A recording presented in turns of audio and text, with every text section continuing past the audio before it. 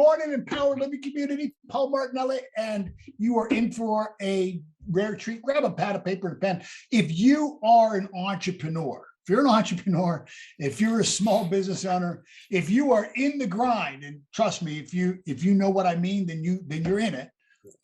You're going to want to listen to Gerry Watkins, who is my guest today. Gerry, thanks so much for jumping in and being part of the show today. Thank you for the opportunity, Paul. Definitely. You know, you caught my eye when you were coming through the sales training, and you know, I kind of stalk people, right? I'm a business guy, so I'm curious at what people do, and I want to see how they set up. And I looked at just your work with Icon with your two sons, and I went to your website and I saw what you had built, and I thought, I want to get to know this guy. So first off, congratulations on all of your successes and all of your businesses. Will you share real quick just a little bit about what Icon is? Yes, that, Paul, actually, I don't know if I told you this. You inspired me through some of your work when you put together a team with the John Maxwell team. And it is a combination of all the work that me and my sons have been doing over the last 20 years. You know, they're all educators in the hair industry and quite good in their respective areas, you know, cutting, business, the creative side. So I told them, I said, you know what, we really need to do more consulting type work. You guys are all educators. And it took me a while. You know, you work with your children, your sons, it can take a minute for everybody to get on it, especially with dad. You know, I'm dad, so what do I know, right? So really, yeah, it's a combination of all the work we've learned through working with Tony and Guy over the years, and just really ready to share, taking salons from being a mom and pop to being a world-class system. Yeah. But you've been able to transcend just salons. Obviously, you've built and have managed very successful salons, but it's not just salons for you. It's any small business for you.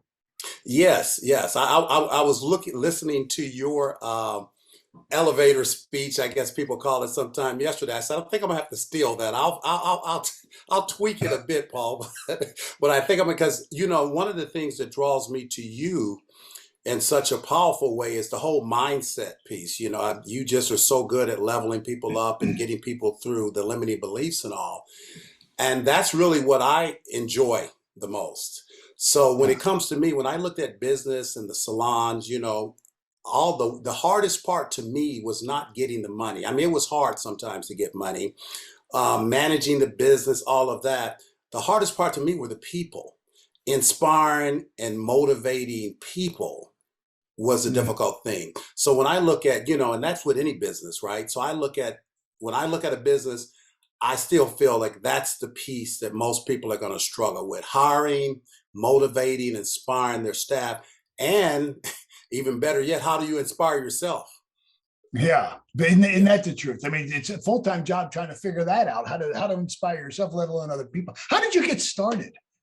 How did you get started in what would normally be, what I guess, a female-dominated industry, but you have dominated in your industry?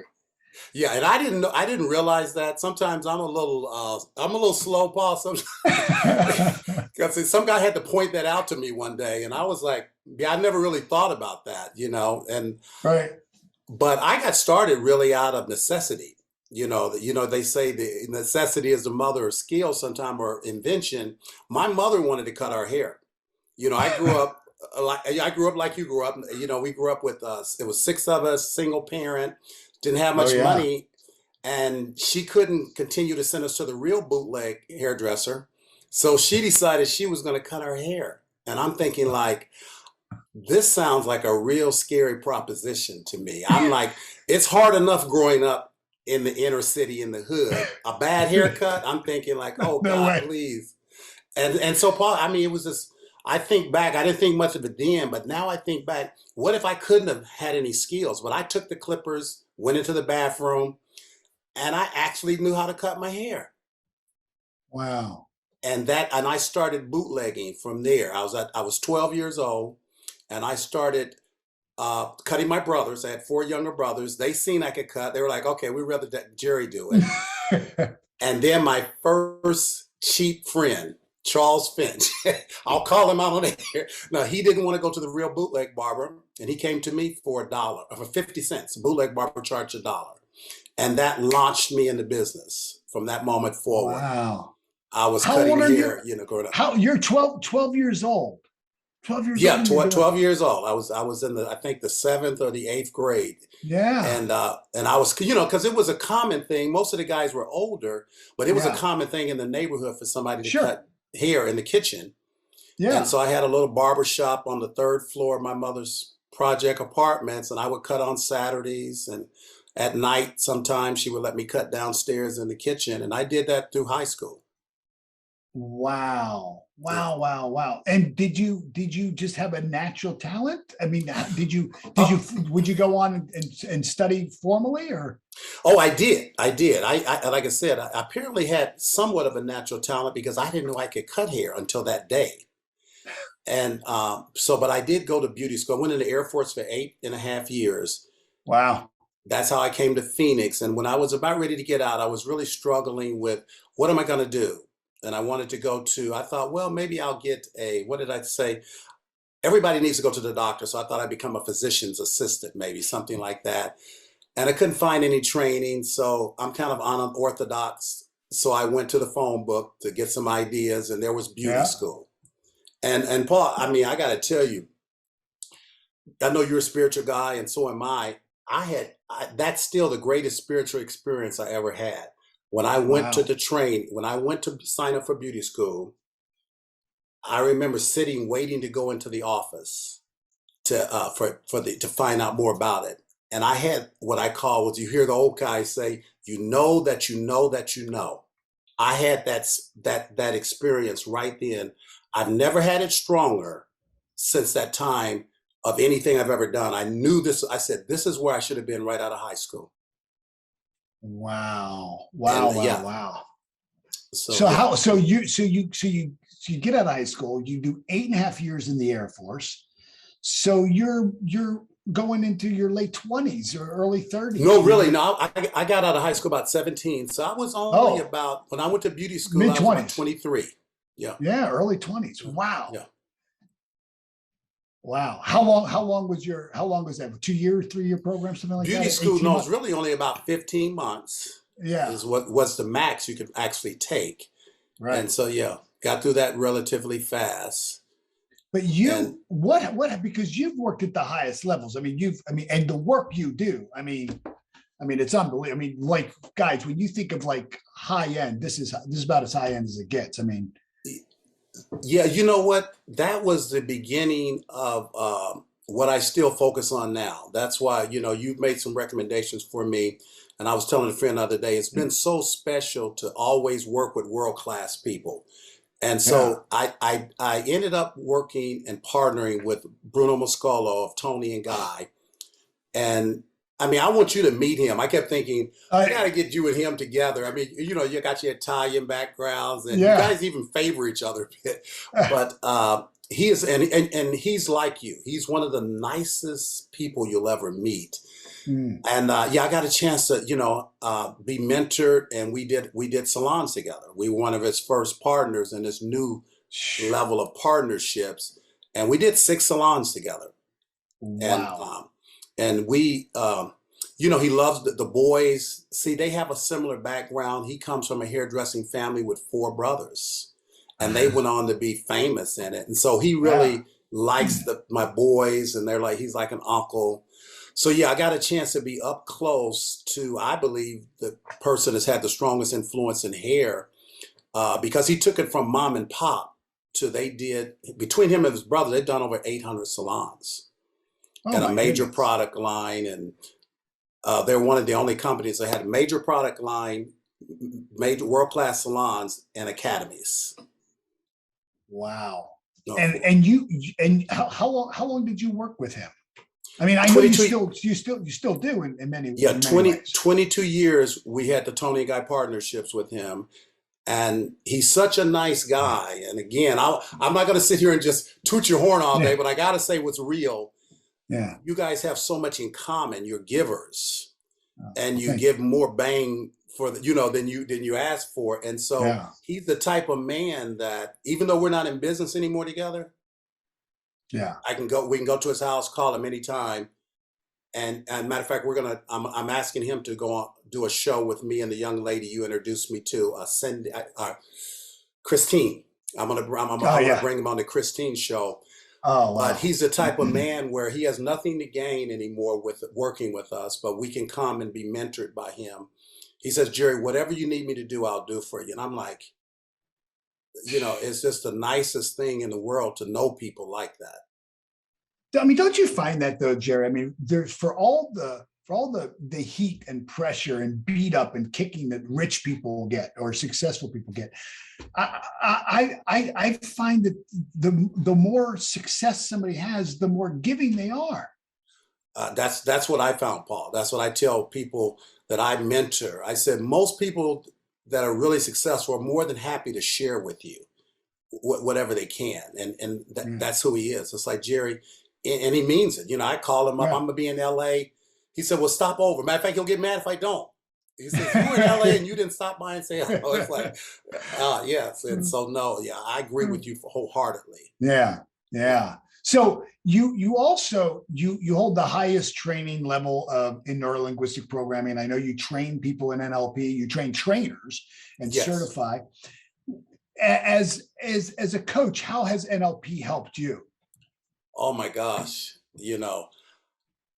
It was great to get started at the Maxwell level, but and everybody's different. I need systems.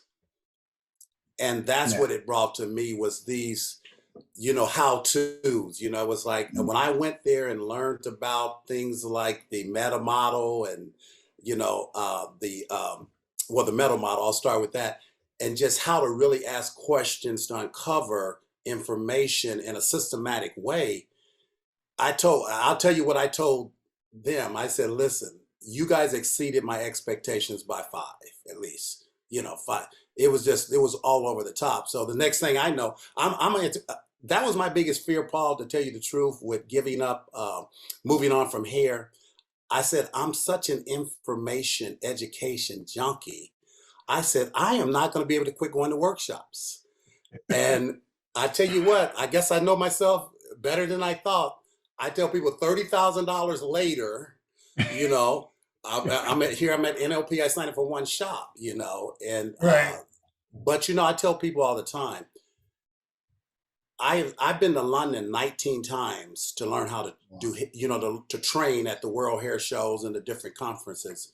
So I took it very, very serious. I've taken 50 people over there. Matter of fact, my goal in the next, soon as COVID's up, we were right before COVID happened. We were trying to take 100 hairdressers because Wow. when you go to London as a hairdresser, nothing is more exciting. The whole culture, the partying, the hair, it's the top of the line. And so, and I tell you, I hadn't been really, I'd been around the team a lot, but I took off a few years because I got so involved in NLP. But Mm. getting back with you, and I believe it was with the sales boot camp, man, it's just like I mean, I tell you, you have all the pieces that we need, and Mhm. I'm so bad on your side anymore. It's like I'm thinking, you said something the other day, oh, goals, vision, and purpose. I'm not even considering what stuff costs. Says, okay, where is it at? I'll just put it in my car. Well, Because it's invaluable. yeah, When you can get what you yeah, need, how are you going to negotiate the price of anything like that? yeah, yeah. You can't. That's one of the most important lessons is you can't negotiate paying the price. When you're working with people, what do you think holds people back from going for their dream? I mean, their desire is real, right? I mean, their desire is real. They want it so badly, and like they're willing to do, I mean, they're willing to work hard and not get what they want. So they're willing to work hard and get what they want, but then there's something that holds. What have you found that something to be that holds people back? Well, I'm sure it could be different for different people, and different cultures may approach it differently. But for me, I really, where I really focus in with people is helping them uncover their unconscious, processing, because I feel like you said, people really want things to work out and go the way they want. And I was telling the client this morning, most of what we're thinking about negative, we're doing it at an unconscious level. It's not even, we already know you can't be thinking, oh, I can't do this, I can't do that. And we catch ourselves doing it sometimes consciously. But my experience has been 90% of it's happening at an unconscious level. And what is it? I love that quote, until you can make the unconscious conscious, it'll rule your life Yeah. and you'll call it fate. So that's where I start with people, is really getting them to catch when they're feeling not great or feeling bad, and understand that every time you feel that, you're thinking about something you don't Oh, want, period. And you yeah. have got to switch, as you say, that vibration. I love I love what you say. It's like, when you're thinking that, it's like, out of all the things I could be thinking in the universe, Well, I think of that. why am I thinking about something I don't even want, you know? And Yeah. so that's where I love starting with people at. I learned a technique from an NLP trained guy called, being watching. You're probably familiar with it, watching or the witnessing. And that's what I Mm, really teach people first to do. So I said, because until you uncover all of this process of making things up, all this hallucination you're having about your life, until you can get a hold of that, it's just a slow go for me. If we can mm. get you to realize, hey, 99.9% of the stuff you believe, I tell people, the good, the bad, and the ugly, you're making it up. It's okay to make up the good stuff, but Yeah. that bad stuff, you're making it all up. And once you get it, once I got a handle on that, I could walk through the maze. And it's like, I know that's not a real wall. That's That's an right. hallucination. Yeah. What a great word picture that is, because we do. We build our we create our own prisons, don't we? We Yeah. create our own cell. We create our own cell. So for right now, for somebody who wanted to work with you, um, do you offer one-on-one coaching? Do you work with companies or groups? How does somebody who's watching right now, who owns a roofing company, and they're looking to grow their business, how do they work with Yeah. All of the above. I like to start with, I do a seminar called Peak Performance, and we get into, getting rid of limiting beliefs. We use a lot of the NLP techniques to actually the timeline. You're probably familiar with a lot of that, you? getting Yep. rid of limiting beliefs and negative emotions, and setting their goals on steroids. And they could get in touch with me through, I've just changed my website. I just kind of separated from my boys a little bit. So it's a Yeah. little Yeah. long until I get the new one up, but it's members dot the leaders edge dot business.